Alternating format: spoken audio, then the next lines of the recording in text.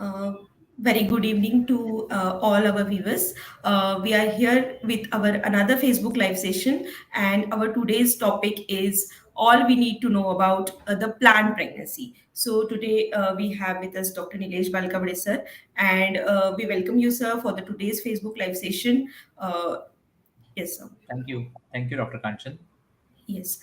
Our today's topic basically is a short discussion about a planned pregnancy. What is planned pregnancy and how to go ahead with planned pregnancy? That we want to discuss with you, sir, today. Yes. Sure. You can go ahead with the questions. Yeah. So our today's question is what all we need to pre-evaluate or what all investigations we need to do before we plan. What the couples have the questions that what are investigations if at all are needed before any couple is planning for a pregnancy. Okay. So I think whenever a couple is planning a pregnancy, this planning word is very important. If the pregnancy goes unplanned, what we call it as a spontaneous pregnancy, we don't get a good opportunity to know about ourselves, and some diseases, some problems can go undetected and which may be detected later on in pregnancy and can cause problems. But if a couple is planning a pregnancy and if they are seeking any treatment for the same, so this is called as preconception counseling.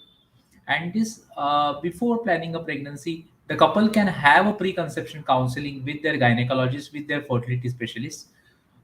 In this preconception counseling, first part is a very important part is a history taking.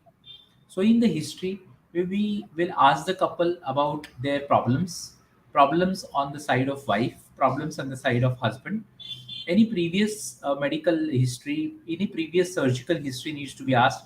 Any problems related to fertility, such as any history of previous infections, history of tuberculosis, history of mumps in husband, history of trauma to testis, history of any operative surgery on the testis or inguinal region in husband, any operation or operative surgery in the wife like ovarian cyst or any ruptured appendix. All this needs to be taken in the history, and once the history is taken, we can see if there are any problems for fertility because of this previous history. Along with that, we also need to take the family history. If the family is having any hereditary disorder, any genetic diseases, all this needs to be taken, asked in the history.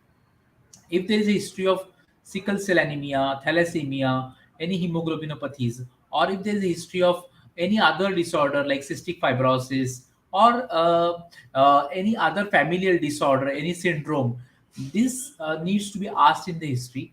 And if it is present, we need to evaluate the couple for that.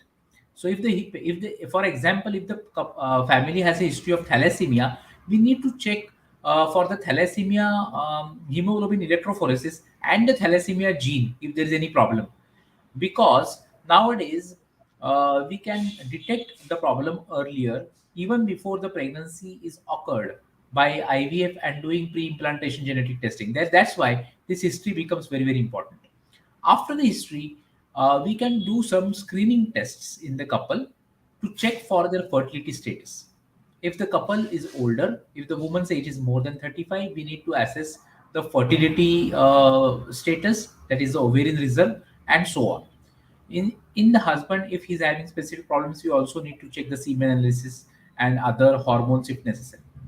But other than this, in the preconception counseling, we need to check the blood sugar level, the thyroid status, the rubella immunity, whether the wife is immunized against rubella. All this needs to be checked. If there is a family history of diabetes mellitus or hypertension, the couple needs to be screened for that. And if it is present, we need to treat that and control that. If we also need to ask about the drug history, if the couple, any of them is on any medications like anti-epileptic medications, thyroid medications, or diabetes mellitus or hypertension, any of these medications which are not pregnancy safe, we need to shift them to pregnancy safe medications. If a couple is on a psychiatric treatment, if the couple is on any if any of the couple is on immunosuppressants or treatment for chronic skin diseases, These all needs to be brought to the notice of doctor, so that the treatment can be changed and pregnancy safe medications can be given, so that there is no harm to the baby. So all this care comes under the preconception counseling.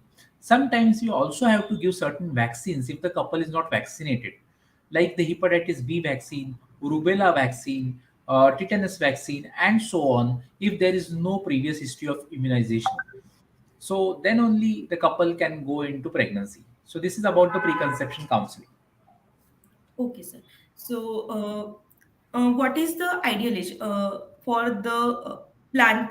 If the couple is planning, so what is the ideal age for the couple to plan a pregnancy? Right.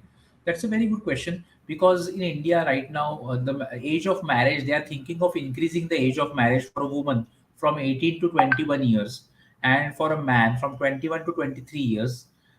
This is being planned right now. There is no law as such. So right now, men and women can marry earlier, but that's not the scene. Usually, marriages are being delayed nowadays, especially in cities where we are more onto our professional lives. And once we are set in our professions, then only couples are thinking about marriage or childbearing. Sometimes couples are marrying after the age of 35, and this is causing problems with their fertility. So, the ideal age for marriage can be anything, but the ideal age for childbearing is very important. So, a woman should become pregnant anytime before the age of 35 years. The ideal would be around 32 years or less, but the childbearing should not be prolonged for the age more than 35 years, because in a woman the ovarian reserve or the number of eggs will start to drop after the age of 35, and this is a continuous process like the aging process. The ovaries are also aging, and therefore after the age of 35 every year the egg number is going to fall, and the eggs are going to become zero at a certain stage. In men, there is no certain age for drop of sperm count, but it is said that the sperm count will tend to drop after the age of 55 years, so which is a very longer period. So usually that's not the scene. But in women, the age of childbearing is very, very important. So I feel that the woman should try for childbearing before the age of 32, ideally, or at least before the age of 35. Okay, sir. So, if at all the because of any reason, if at all the a couple is planning for the late pregnancy, or if at all they want to plan it late, so what are the advances that we have that they can plan it in the secured way in the late phase of their life? Again, this is a very good question, because these options are available. Sometimes the couple marry at an earlier age, maybe at the age of 32 or 30, but they don't want a child for next 5 years, 10 years, because of their professional commitment. Somebody is a sportsman or sportswoman. Somebody has a career option which is abroad. So they are going to stay alone there, and then they are going to come back again. So this crucial time period can be lost, and the egg reserve can drop after they try, if they want to try after 10 years of their marriage. So in such circumstances where the couple knows that their childbearing is going to be delayed, both of the couples can get tested themselves for their fertility status. They can assess if they have any fertility issues. If their fertility is good, and if they want to plan a pregnancy, if they are married, all these criteria should be fulfilled. And if that's the scene, they can store their gametes, like a man can store his sperms for future fertility. A woman can store her eggs for future fertility. If a couple is married, it's better to preserve embryos rather than the gametes for future fertility, because the embryo retrieval rate after thawing, that is post freezing, is much better.